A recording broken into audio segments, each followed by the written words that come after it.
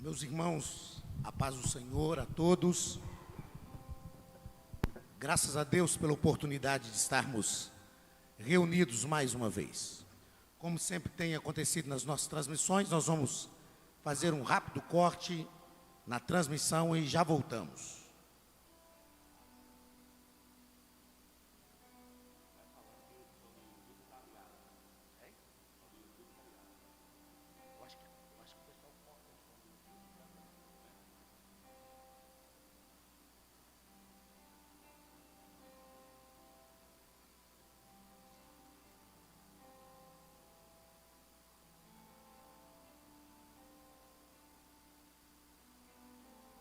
Glórias a Jesus.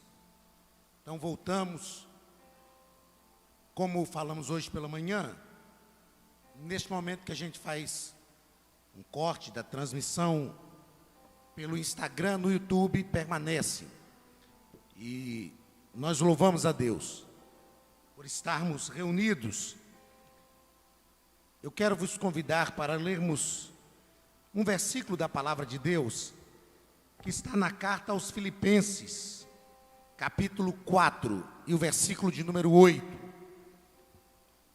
Estamos poucos irmãos aqui no templo, alguns irmãos que já adoraram a Deus, outros irmãos responsáveis por essa parte de mídia, e nós louvamos a Deus pela oportunidade de chegar até a sua casa, de cultuar a Deus com os irmãos neste tempo em que não podemos estar todos reunidos no templo, mas estamos sempre cultuando ao Senhor. Filipenses, capítulo 4, e o versículo 8 nos diz assim: finalmente, irmãos, tudo que é verdadeiro, tudo que é respeitável, tudo que é justo, tudo que é puro, tudo que é amável, tudo que é de boa fama, se alguma virtude há, e se algum louvor existe, seja isso que ocupe o vosso pensamento. Na terça-feira, nós ministramos aqui no nosso culto de ensino, e eu disse aos irmãos desta preocupação que tem tomado a minha mente, sobre o que tem alimentado o nosso coração e a nossa mente neste período de dificuldade, de pandemia, nesse período de afastamento social. E isso tem realmente preocupado o meu coração, a fim de que nós não deixemos que a nossa mente seja tomada por coisas que nos levem à ruína. Na terça-feira nós ministramos aqui sobre por que devo cuidar da minha mente. E hoje, dando como que uma continuidade do que ministramos na terça-feira, eu quero meditar com os irmãos sobre o ensino do apóstolo Paulo sobre o que se deve pensar. Na terça-feira nós falamos como guardar a nossa mente, como proteger a nossa mente. Falamos sobre algumas atitudes, como alimentar a nossa mente com a verdade, pensar em Cristo, pensar no que nós podemos fazer para ajudar as pessoas. E isto produz na nossa mente, nos nossos pensamentos, uma atitude diferente. Então, repito, quero meditar nesta noite sobre os ensinos de Paulo, ou sobre o ensino do apóstolo Paulo, sobre o que se deve pensar. O texto que lemos, Paulo fala de algumas coisas que devem estar na nossa mente. E em algumas versões da Bíblia, ao concluir esta relação de coisas que devem permear a nossa mente, Paulo diz: nisto pensai, em algumas versões. Eu gosto dessa versão da Bíblia, que é a versão Almeida Revista e Atualizada, onde o texto bíblico nos diz: seja isto que ocupe o vosso pensamento. E quando nós pensamos sobre aquilo que ocupa o nosso pensamento, é importante refletirmos que muitas vezes nós não conseguimos evitar alguns pensamentos. Existem alguns pensamentos que surgem na nossa mente como resultado de circunstâncias. Mas algo que nós podemos fazer é impedir que alguns pensamentos tóxicos, perniciosos, ocupem a nossa mente. Quando nós pensamos e quando Paulo fala também sobre alguns pensamentos que devem ocupar a nossa mente, ele não está falando somente de pensamentos que surgem repentinamente, mas ele está falando de pensamentos aos quais nós nutrimos, pensamentos que nós gastamos tempo com eles, ocupando a nossa mente. E como eu disse e repito, esses pensamentos que ocupam a nossa mente estão sob o nosso controle. Principalmente nós que fomos salvos por Jesus e que o fruto do Espírito já foi gerado em nós. E uma das virtudes do fruto do Espírito é o domínio próprio. Nós podemos ter o controle daquilo que ocupa a nossa mente. E eu repito, talvez nós não conseguimos ter o controle de pensamentos que surgem de forma repentina na nossa mente, gerados pelas circunstâncias, mas nós podemos ter o controle dos pensamentos que ocupam a nossa mente. Quando eu olho para o ensino do apóstolo Paulo em relação ao que deve ocupar a nossa mente, eu percebo que Paulo se preocupava, como filósofo que era, ele se preocupava muito com o que ocupava a mente, porque os filósofos sabem que aquilo que ocupa, aquilo que nutre a nossa mente, aquilo que nós nos ocupamos em pensar, direciona a nossa vida, direciona as nossas atitudes. E quando eu faço uma breve pesquisa sobre o que o apóstolo Paulo entendia em relação à mente, eu encontro algumas considerações de Paulo sobre isso. Por exemplo, o texto que lemos na terça-feira passada, Romanos capítulo 12, Paulo diz: rogo-vos, pois, irmãos, pelas misericórdias de Deus, que apresenteis o vosso corpo como sacrifício vivo, santo e agradável a Deus, que é o vosso culto racional. E não vos conformeis com este mundo. Ele diz: mas transformai-vos pela renovação da vossa mente.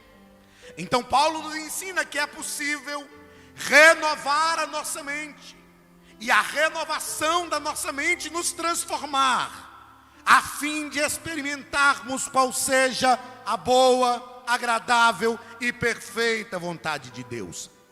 Quando eu olho para o que Paulo fala sobre a mente, em 1 Coríntios capítulo 2 e o versículo 16, Paulo afirma que ninguém pode instruir a mente do Senhor, ninguém pode lhe dirigir os pensamentos. Mas Paulo diz à igreja de Corinto, na primeira carta, capítulo 2, versículo 16, ele afirma: porém, nós temos a mente de Cristo. Quem tem a mente de Cristo deve pensar como Cristo pensa. Quem tem a mente de Cristo deve ver como Cristo vê. Quem tem a mente de Cristo tem uma mentalidade diferente e sabe que diante das circunstâncias adversas, há um Deus que está sentado no trono e tem o controle de todas as coisas. Quando eu olho para o que Paulo diz sobre a mente, sobre o controle emocional diante das circunstâncias, no capítulo 3 e versículo 13 da carta aos Filipenses, Paulo diz assim: uma coisa faço, e é que, esquecendo-me das coisas que para trás de mim ficam, e olhando para as que estão adiante de mim, prossigo para o alvo pelo prêmio da soberana vocação em Cristo Jesus. Paulo está dizendo, diante das adversidades que eu já passei, eu não fico parado remoendo mágoas, remoendo angústias, remoendo coisas que irão entristecer a minha alma. Eu esqueço, eu jogo para trás aquilo que já passou, prossigo para o alvo. Quem tem um alvo não tem tempo de ficar remoendo angústias. Quando eu olho para o que Paulo fala sobre a mente, eu percebo que Paulo tinha um controle tão grande sobre a sua mente, que ele escreveu 4 cartas na prisão. E uma das cartas que ele escreveu estando preso, por pregar o evangelho, foi justamente a carta aos Filipenses, que é conhecida como a carta da alegria. Então eu fico pensando, como é possível alguém que está preso e justamente ter alegria a ponto de escrever um livro falando sobre alegria, a ponto de orientar a igreja de Filipos por mais de uma vez, dizendo: alegrai-vos sempre no Senhor, outra vez vos digo, alegrai-vos. Paulo estava preso, mas a sua mente não estava presa. Paulo estava enfermo, mas a sua mente não se enfermou, porque a mente de Paulo estava sob o controle do Espírito Santo. Quando eu olho para o que Paulo, e para a maneira como Paulo dominava a sua mente e os seus pensamentos, se você ler Atos capítulo 1, capítulo 21, do versículo 12, ou versículo 10 ao versículo 14, a Bíblia diz que chegou onde Paulo estava um profeta chamado Ágabo, e ele tomou os cintos de Paulo, sem saber que eram de Paulo, e se atou com aquele cinto, e ele disse: assim diz o Senhor, da mesma forma que eu estou amarrado com esses cintos, o dono desse cinto será preso em Jerusalém e será entregue nas mãos dos gentios. O livro de Atos foi escrito por Lucas, o médico amado. E Lucas, nesta parte, Lucas geralmente escreve na terceira pessoa. Mas nesta parte, Lucas diz que quando eles ouviram esta palavra de Ágabo, todos eles tentaram constranger Paulo para que não fosse a Jerusalém. Sabe qual foi a resposta de Paulo diante de uma profecia de Deus, que ele seria preso em Jerusalém e entregue aos gentios?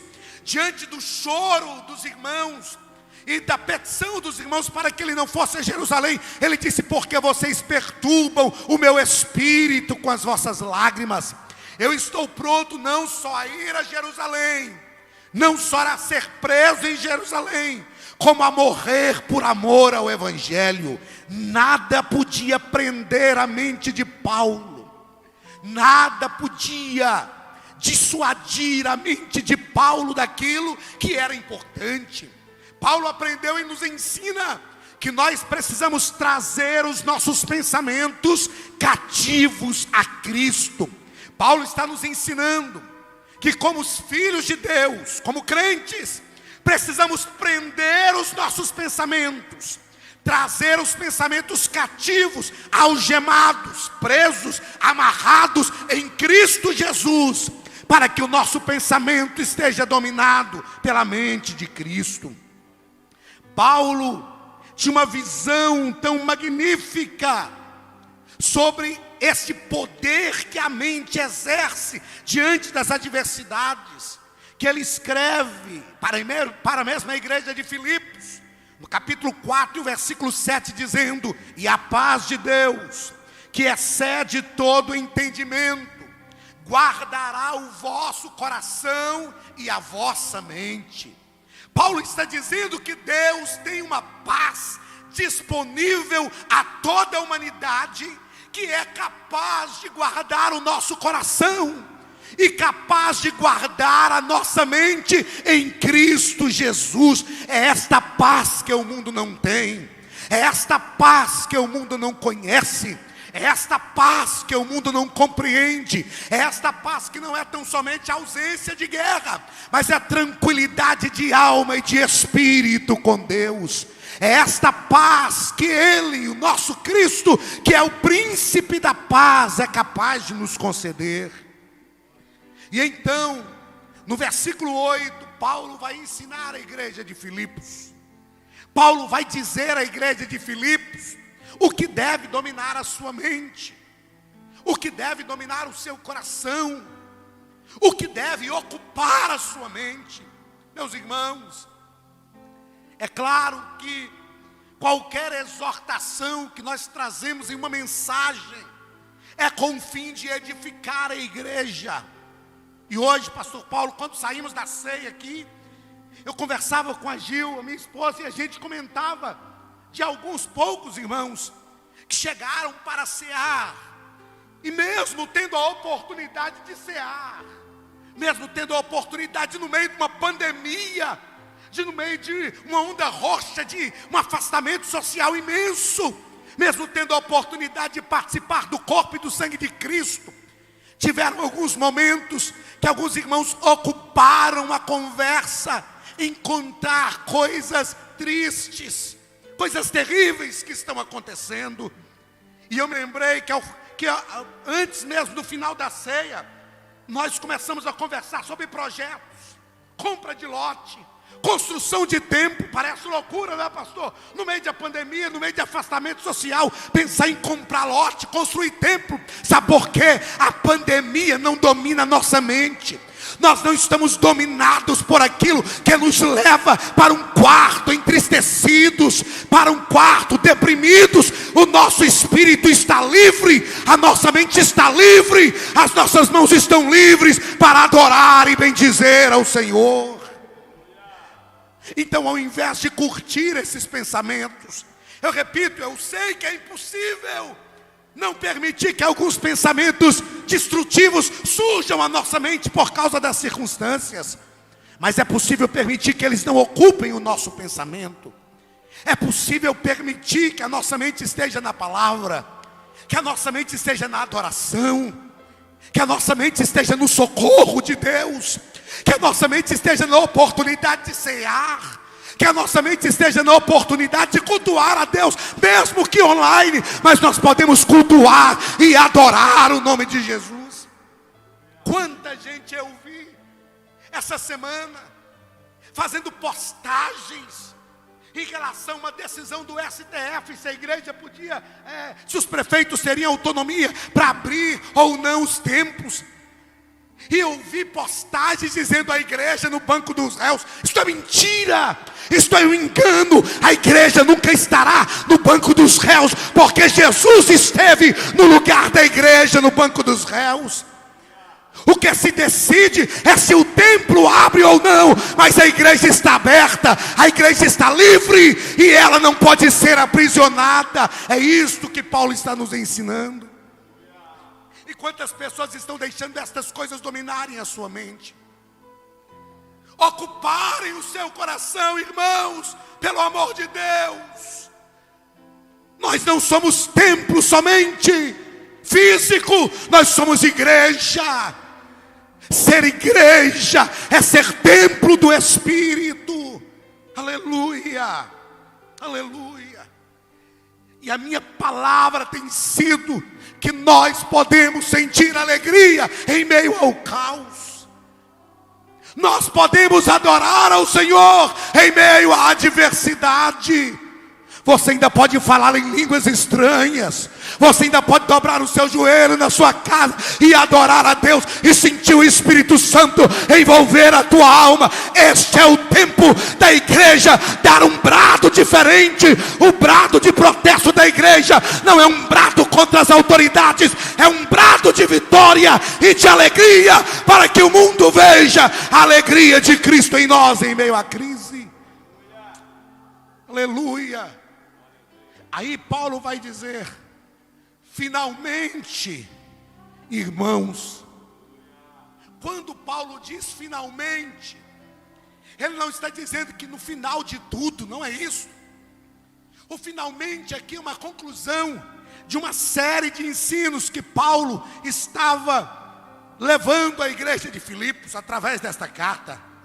A alegria, por exemplo, que ele fala no capítulo 3. Paulo fala da alegria no capítulo 4. Aí ele diz: finalmente, diante de tudo isto que eu estou ensinando, diante de tudo isto que eu estou escrevendo, ele diz: eu vou dizer algumas coisas para vocês que devem ocupar a vossa mente. Aleluia. O que eu quero, através desta palavra que Deus colocou em meu coração, que Deus fez borbulhar em minha alma, é que o Espírito de Deus transforme a tua mente nesta noite. É que o Espírito de Deus te ensine a ocupar a tua mente com o que você deve ocupar a tua mente. Aí Paulo disse: ocupe a sua mente com tudo que é verdadeiro. Aquilo que é verdadeiro não é só aquilo que transmite a verdade, mas é aquilo que produz a verdade. Aleluia.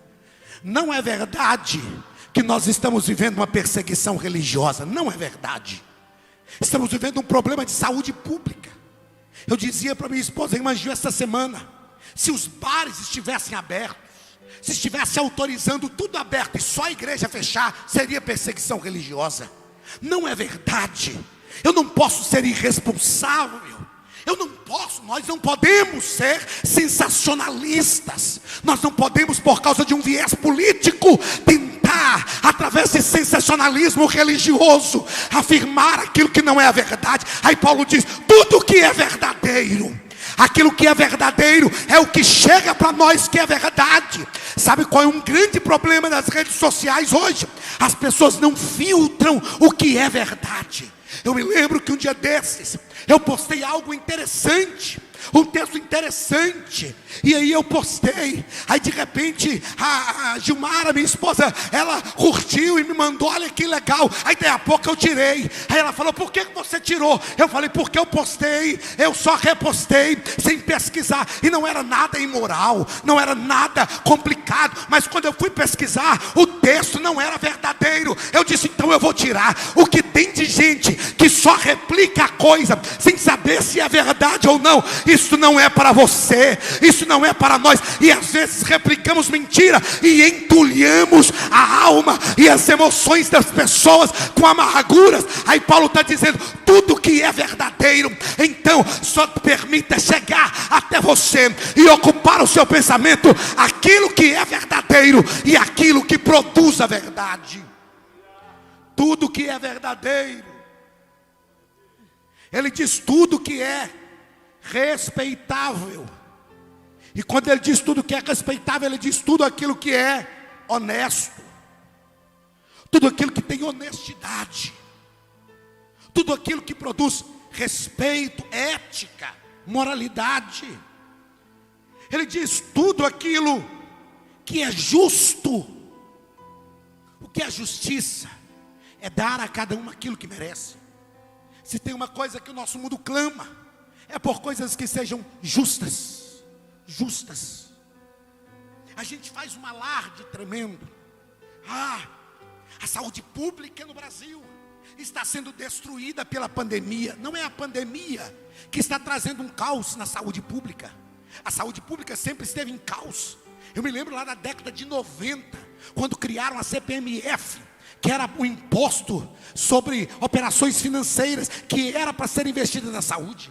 Quantos escândalos já aconteceram, quantas coisas terríveis, quantas corrupções já foram feitas, já foram descobertas, quantas pessoas já foram presas por causa de corrupção na saúde pública. A pandemia só exteriorizou, a pandemia só deixou visível aquilo que muita gente não se preocupava mais. Então não é justo dizer que tudo é culpa da pandemia, não é justo dizer que a empresa quebrou por culpa da pandemia, uma empresa que já vinha quebrada antes. Não é justo dizer que o casamento faliu por causa da pandemia. Aleluia. A Gil me dizia hoje que ela viu uma reportagem de um repórter de uma emissora perguntando para o pastor Cláudio Duarte: o que o senhor tem a dizer? Porque as estatísticas estão provando que a pandemia, com o afastamento social, a reclusão das pessoas em casa, produziu ainda mais divórcio, porque as pessoas não estavam acostumadas a ficar tanto tempo junto. Não é justo dizer isso. E o pastor Cláudio Duarte disse: eu não sei se isso é verdade, porque os amigos que eu conheço, as pessoas que convivem comigo, aconteceu o contrário. Os pais pararam mais tempo diante dos filhos e puderam olhar nos olhos dos filhos. Os maridos e as esposas puderam estar mais juntos. Só que a esposa não posta. Que bom que com essa pandemia eu tive a oportunidade de estar com meu marido. Sabe o que está acontecendo? A mídia está nos bombardeando com notícias ruins, dizendo que foram produzidas pela pandemia. Mas a mídia não fala que na pandemia Jesus cura. A mídia não fala, ela fala de quem morreu, mas ela não fala de quem foi destupado e já está em casa adorando o nome de Jesus. Aleluia. Eu quero falar daquilo que Jesus faz e não do que a pandemia está fazendo. Pastor, mas a gente vai viver alienado do que está acontecendo? Não. A gente vai viver tendo uma visão diferente. Eu sempre gosto de usar a seguinte metáfora. Eu uso óculos desde os 16 anos de idade, mas não uso com frequência porque não tenho dificuldade para ver de perto. A minha dificuldade é para ver de longe. Sem o óculos a 7 metros de distância, a fisionomia das pessoas fica embaçada. Sabe o que nós precisamos no meio dessa pandemia? Colocar as lentes do Espírito, para a gente não ver só o que está perto diante dos nossos olhos, porque o que está aqui perto a gente vê sem óculos mesmo. A gente precisa pôr a lente do Espírito e olhar com o foco do Espírito para ver mais além. Olhar com o foco do Espírito para ver adiante. A mídia não fala, pastor Paulo, que no meio da pandemia, no culto online, tem desviado voltando para Jesus. A mídia não fala isso, mas nós sabemos que é verdade. A mídia não fala que no meio da pandemia Jesus está curando. A mídia não fala que no meio da pandemia a igreja está crescendo. Ela não vai falar. Então não é justo ouvir o que a mídia está dizendo, alimentar a nossa alma. Aí Paulo diz: tudo que é justo, tudo que é verdadeiro, tudo que é honesto, seja isso que ocupe o vosso pensamento. Ele diz: tudo que é puro, tudo aquilo que é santo, tudo aquilo em que não há mancha, tudo aquilo em que não há sujeira. A pandemia está nos dando tempo de ler mais. A pandemia está nos dando tempo de orar mais. Aleluia. Deixe-me dizer uma palavra de Deus aqui, para aqueles principalmente que querem trabalhar no reino de Deus. Se prepare. Se prepare. Aproveite a pandemia para estudar a Bíblia. Aproveite a pandemia para fazer curso teológico online. Se prepare, porque a pandemia vai passar. E quando a pandemia passar, teremos à nossa frente um mar de gente com a alma faminta de Deus. E Deus vai lançar mão de quem estiver preparado para pregar a palavra e ganhar pessoas para Jesus. Tudo aquilo que é puro, tudo aquilo que não tem mancha. Infelizmente tem gente dizendo que a pandemia vai ser boa para a gente assistir mais série. A pandemia vai ser boa para a gente fazer mais aquilo que não agrada a Deus. Aproveite a pandemia. Aleluia. Aproveite o tempo que Deus nos dá. Eu olho para a vida de Elias. Talvez não, um dos maiores profetas da Bíblia. Embora não foi literário, embora não escreveu, um dos maiores profetas. A Bíblia diz que sobre João Batista repousava o espírito como de Elias. Elias era tão grande como profeta que quando Jesus perguntou aos discípulos o que o povo dizia a respeito do Filho do Homem, os discípulos disseram: alguns acham que ele é até Elias.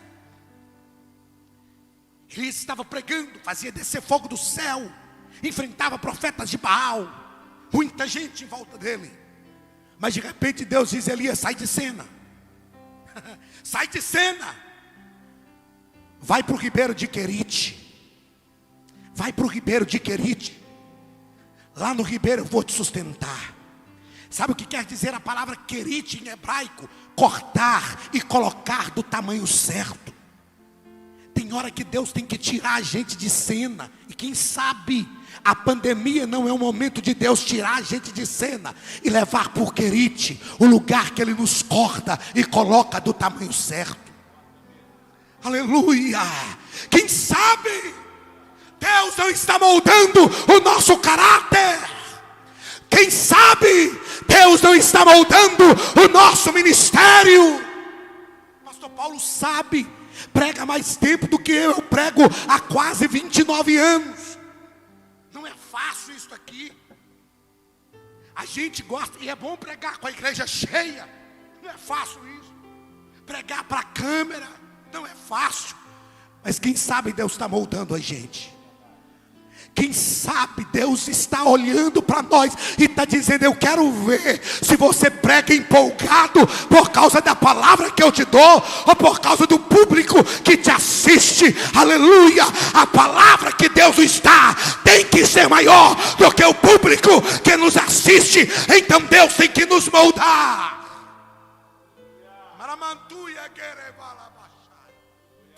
Aleluia!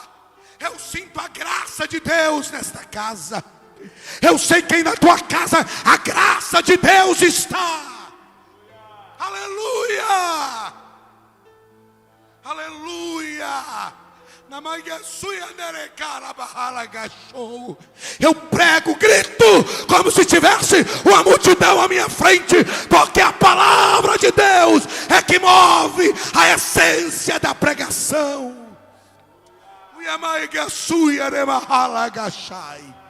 Tudo aquilo que é puro, tudo aquilo que é justo, tudo aquilo que é honesto no que você está pensando. Aleluia. Oh, como eu queria que a minha voz ecoasse por toda a terra, e que as pessoas me ouvissem dizer: tem algo maior do que a pandemia para ocupar a nossa mente. No meio da pandemia é possível levantar de madrugada para orar. No meio da pandemia é possível direcionar a sua mente para aquilo que Deus quer. Aí Paulo diz: tudo aquilo que é puro, tudo aquilo que é amável. Aquilo que é amável não é só aquilo que a gente pode amar. Um filho é amável. Esposa, amável. Amável é aquilo que nós podemos amar. Aquilo que eu não posso amar, que não atrai a minha atenção para que eu ame, é aquilo que não é amável. Amável é aquilo onde eu destino o meu amor. Mas amável é também aquilo que produz o amor. Paulo está dizendo: tudo aquilo que você pode amar, mas tudo aquilo que você pode fazer que produz amor. Uma coisa que eu estou vendo acontecer em meio à pandemia, que tem sido algo muito benéfico para nós. Nós estamos aprendendo a ter empatia de novo. A gente está aprendendo a sentir a dor do outro. A gente está aprendendo. Eu vi hoje o presbítero Amós, uma irmã chegou para cear e disse que havia perdido o marido há 15 dias. Ele não sabia. E eu vi ele dizendo: pastor Paulo, a irmã quer uma oração direcionada. Eu não sabia, não sei se o senhor sabia, embora o pastor Paulo já soubesse, que já tinha me dito que sabia. E ele disse: ela perdeu o esposo tem 15 dias. Irmãos, a gente estava tão ocupado com as nossas coisas, que às vezes o irmão perdia um ente querido, e a gente ia saber, e disso um ano depois. Agora não. A gente está aprendendo a ter empatia de novo. Inclusive a gente tem até que direcionar a nossa mente, trazer equilíbrio. Foi o que eu preguei na terça-feira passada. Controlar a nossa mente. A gente está aprendendo a se aproximar das pessoas de novo. A gente está aprendendo isso. A crise, a pandemia, está fazendo a gente... E sabe uma coisa que essa pandemia fez de forma brilhante na sociedade? Fazer com que a sociedade entenda: rico ou pobre está passando pelo mesmo. Preto e branco. O pastor Paulo sabe disso. Como ele já nos disse, a família tem vários médicos. O irmão, o diretor, fundador, sócio, fundador da Unimed. E hoje não adianta. O camarada pode ter dinheiro para pagar o melhor leito de UTI. Adianta alguma coisa, pastor? Não tem leito disponível. Não tem. Aí a pandemia está dizendo para a gente assim: não importa se você nasceu na família rica ou na família pobre, a pandemia chegou e igualou a sociedade. A pandemia está trazendo algo de ensino para nós. Aí Paulo diz: tudo que é amável. A gente está aprendendo a ter mais empatia, a sentir mais o que o outro sente. A gente está aprendendo de novo a sentir a dor do outro. Aleluia, aleluia. É engraçado, não é? Há um dito popular que é severo, que a gente só valoriza as coisas quando perde. E é o que está acontecendo. Até um dia desse, há um ano e pouco atrás, a gente podia abraçar, a gente podia estar junto. E quantas vezes acabava um culto, a gente ia embora para casa e nem cumprimentava os irmãos. Aí hoje a gente está sentindo vontade de abraçar de novo. A gente está sentindo vontade de pegar na mão do irmão de novo. E a minha esperança é que na hora que a pandemia passar, que a gente puder abraçar de novo, a gente não caia no esquecimento, que a gente se abrace, que a gente se ame, que a gente olhe no olho do outro, que a gente sinta a dor do outro. Sabe o que é isso? Tudo que é amável. Paulo está dizendo: tudo que é amável, tudo que produz amor, seja isso que ocupe o vosso pensamento. E ele diz: tudo que é de boa fama. Aqui Paulo nos pega. Tudo que é de boa fama. Quanta gente... Pastor, mas peraí, no meio dessa pandemia você traz uma palavra que no meio da mensagem vem exortando a isso. É o que Deus tem para hoje. É o que Deus tem para hoje, para nós. Quanta gente não se preocupa com aquilo que produz boa fama. É a história das 3 peneiras, dita por Aristóteles. É verdadeiro. Produz o amor. É necessário. Aí Paulo diz: tudo aquilo que é de boa fama. Tudo aquilo que não denigre a imagem de ninguém.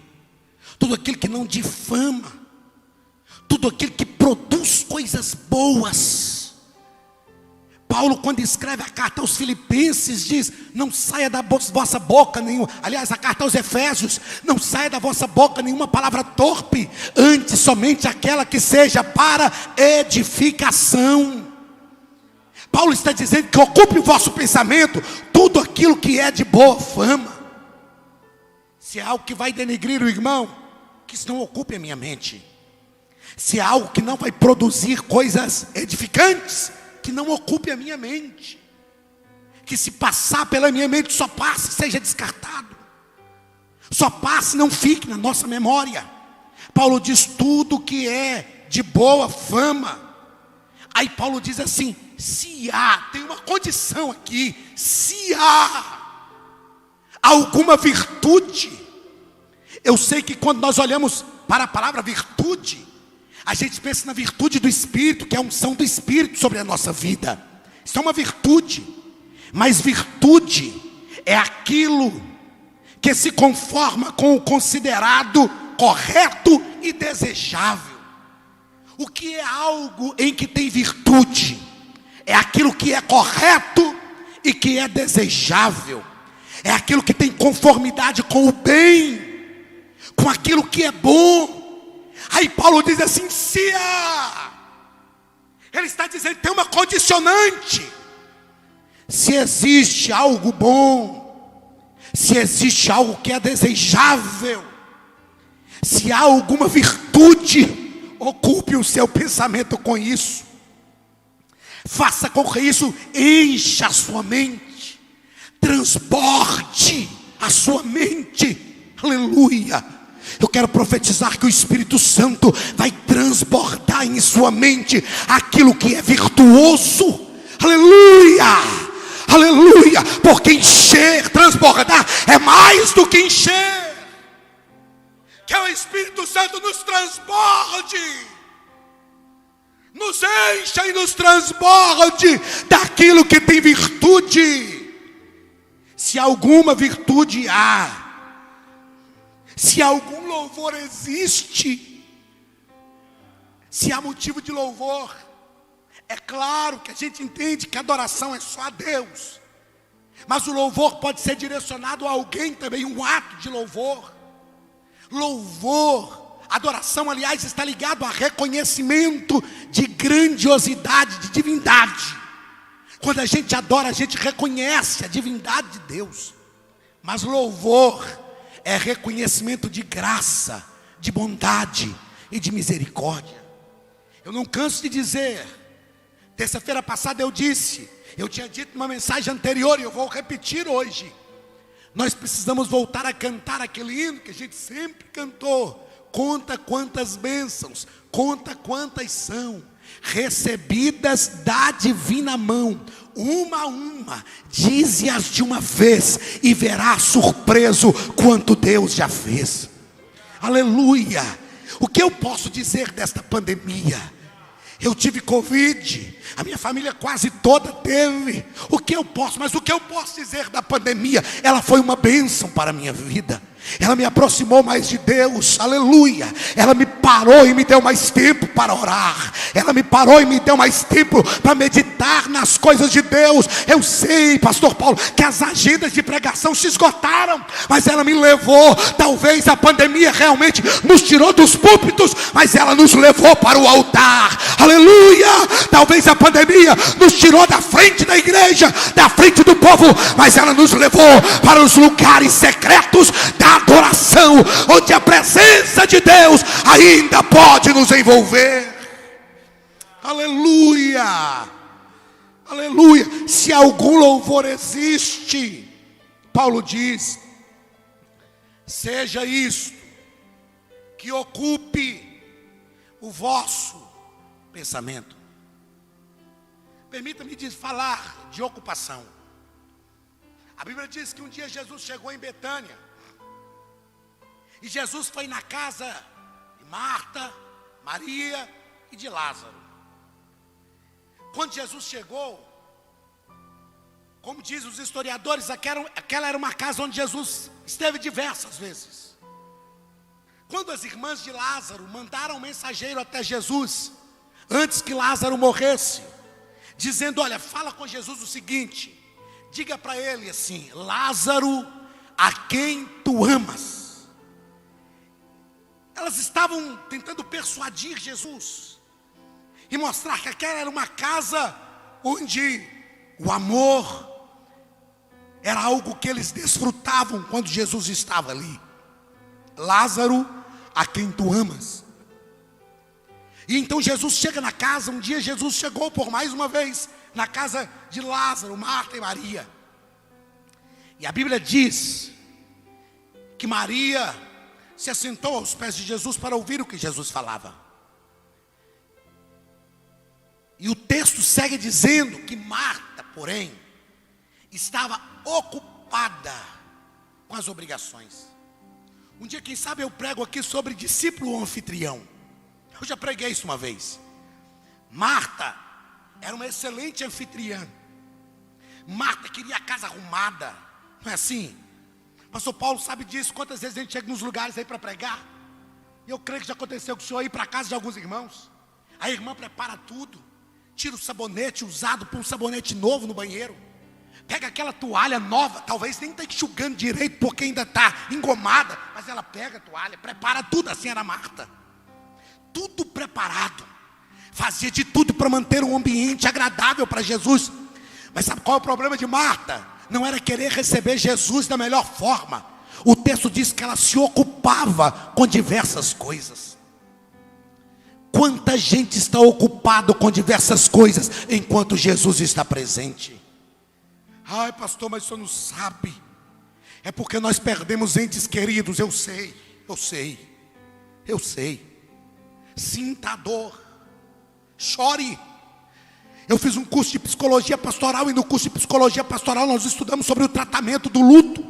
O luto tem que ser digerido. O luto não pode ser camuflado.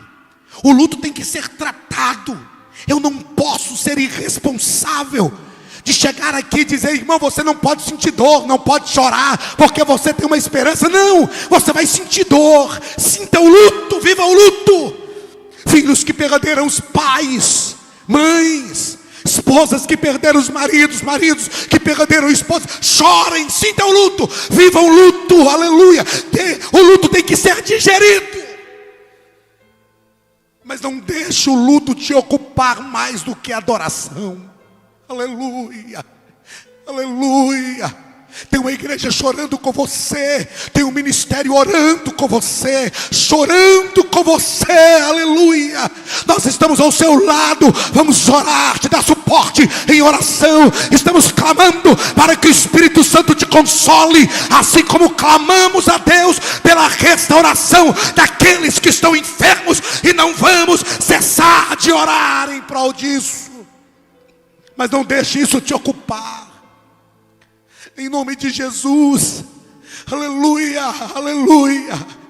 Não deixe isto ocupar a tua mente mais do que a adoração àquele que vive. Aleluia. Isso não é desculpa frajuta de crente, mas Deus ainda está no controle. O Espírito Santo vai te conduzir e vai fazer com que você viva um luto saudável, onde a sua esperança seja maior do que o luto.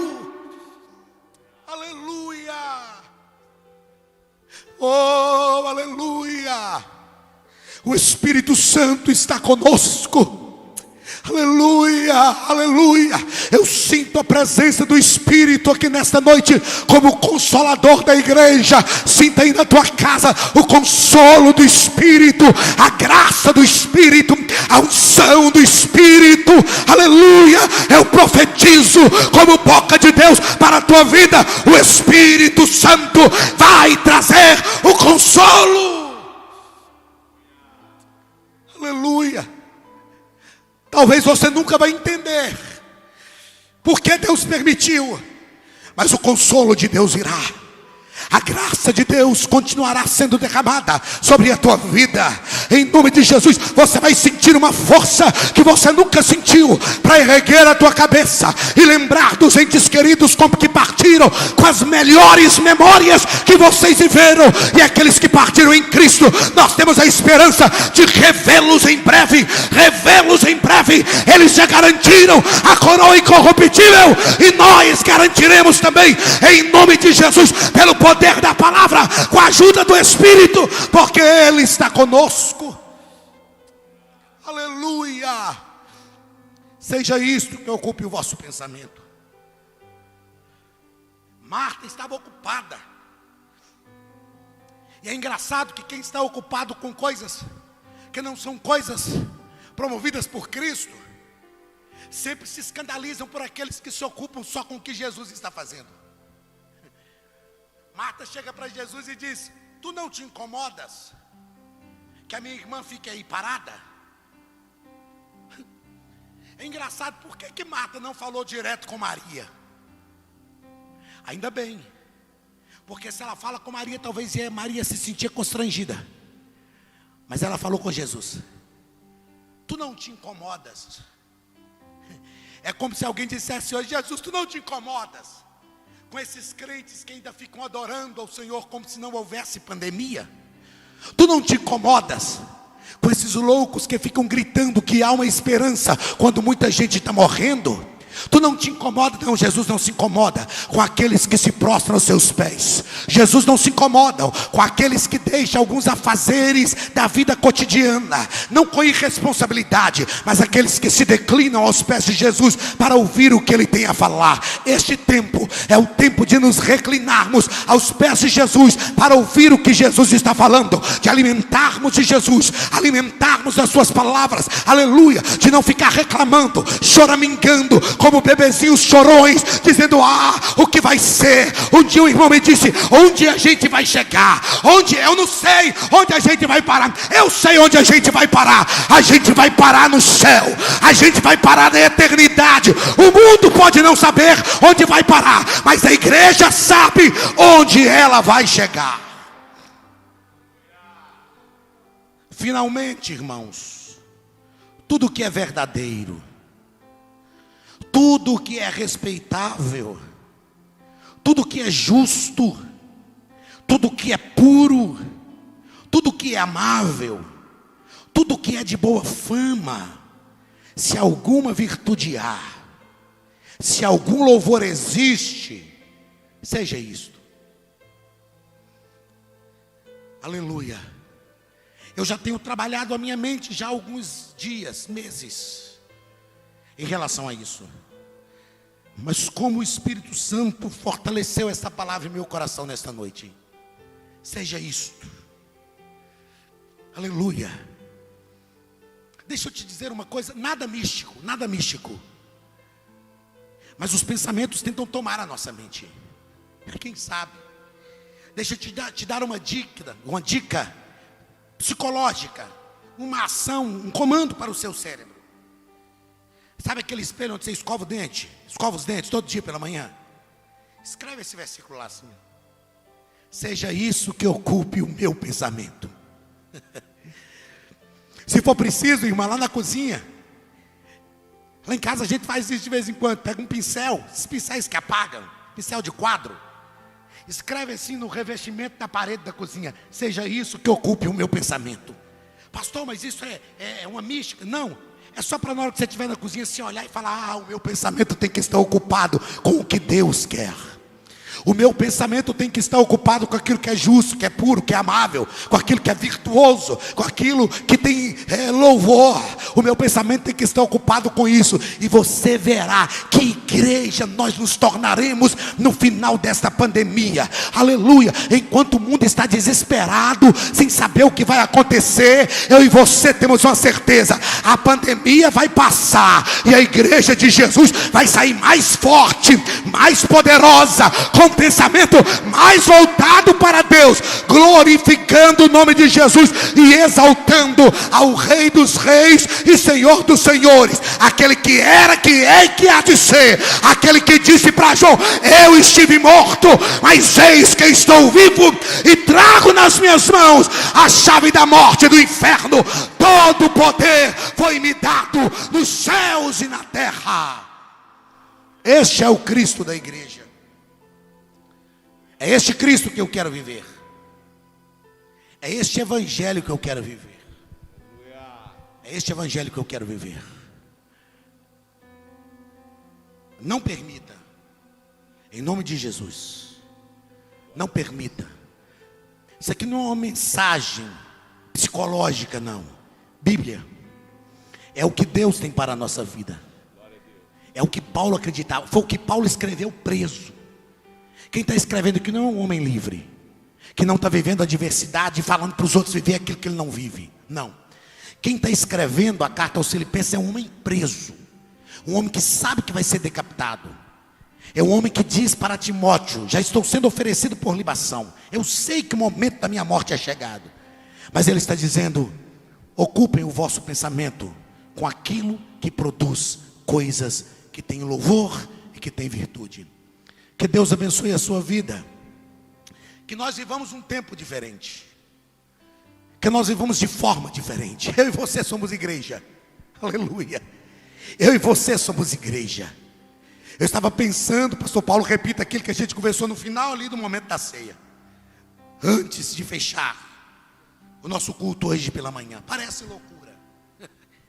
Enquanto a gente está vivendo um afastamento social, igreja vazia, tem um pastor que está pensando em construir um templo para 2.000 pessoas sentadas. Parece loucura, mas é o que Deus quer para a nossa vida. E é o que Deus vai fazer acontecer em nós e através de nós. Seja um referencial para a tua casa, para a tua família. Chore mesmo. Sinta o luto.